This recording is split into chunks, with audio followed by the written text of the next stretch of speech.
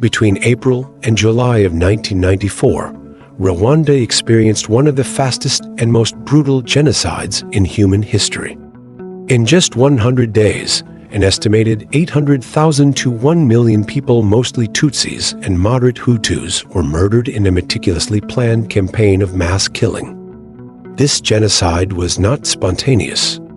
It was the result of decades of colonial legacy, ethnic divisions, political tensions, and international indifference.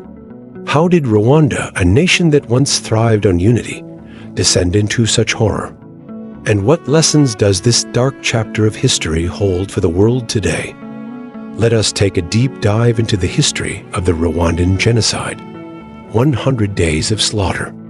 To understand the Rwandan Genocide, we must go back to the early 20th century when Rwanda was under colonial rule. First controlled by Germany and later by Belgium after World War I, Rwanda's colonial rulers implemented a policy of ethnic classification. The Belgians, influenced by European racial theories, divided Rwandans into three groups: the Hutu, who made up about 85% of the population, were mostly farmers. The Tutsi, about 14%, were traditionally cattle herders and were placed in positions of power by the Belgians. The Tuwa, a small minority of less than 1%, were largely marginalized. This artificial division, reinforced by racial identity cards, fueled resentment. The Tutsi elite were favored in administration and education, but after Rwandan independence in 1962, the power shifted to the Hutus, leading to waves of anti-Tutsi violence over the following decades. By the late 1980s, Rwanda was politically unstable. President Juvenal Habyarimana, a Hutu leader, ruled with an increasingly authoritarian grip. Meanwhile, the Rwandan Patriotic Front (RPF), led by exiled Tutsi rebels, launched an armed struggle from Uganda, demanding political inclusion and the right to return to Rwanda. In 1993, international pressure forced Habyarimana to sign the Arusha Accords, a peace deal meant to integrate the RPF into the government. However, hardline Hutu extremists saw this as a betrayal. They began organizing paramilitary groups like the Interahamwe and Impuzamugambi, training militias, and stockpiling weapons.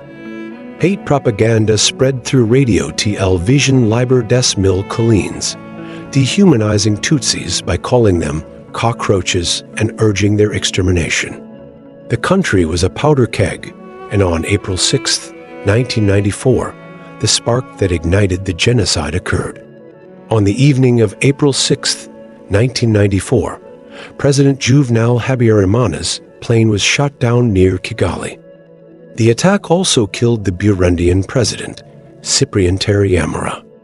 To this day, it remains unclear who fired the missile. Hutu extremists seeking to justify mass killings or the Rwandan Patriotic Front. Within hours, roadblocks appeared across Kigali.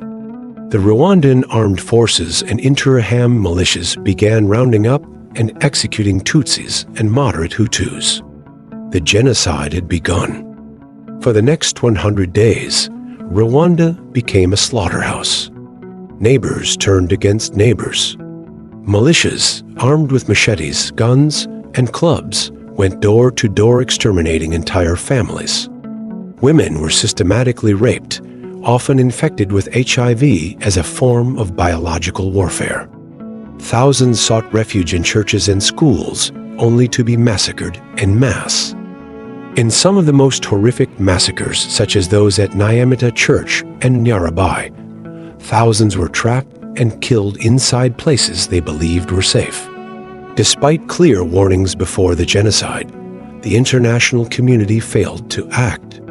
United Nations peacekeepers, led by General Ram Odalir, were ordered not to intervene. The United States, still reeling from its failure in Somalia, refused to call the massacre a genocide to avoid legal obligations to intervene. France, a close ally of the Rwandan government, provided military aid to the regime even as the killings continued. Meanwhile, Western media largely ignored the genocide, dismissing it as an African tribal conflict. By the time the world reacted, it was too late. On July 4th, 1994, the Rwandan Patriotic Front, led by Paul Kagame, captured Kigali. The genocidal government collapsed, and the genocide ended. 2 million Hutus, including many perpetrators, fled to Zaire, now the Democratic Republic of the Congo, triggering new conflicts. The genocide had ended, but its consequences would haunt the region for decades. In the aftermath, the world sought justice. The International Criminal Tribunal for Rwanda prosecuted top genocidaires, while local Gacaca courts handled thousands of lower-level cases. Rwanda also embarked on a process of reconciliation, banning ethnic labels and promoting national unity. Today, Rwanda is a transformed nation, but the scars of the genocide remain. The Rwandan Genocide remains one of history's greatest tragedies. It teaches us the dangers of unchecked hatred, propaganda, and international inaction. What do you think? Could the world have prevented the genocide? Let us know your thoughts in the comments.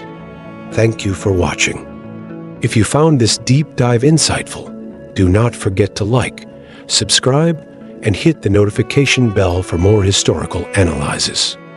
Until next time, stay curious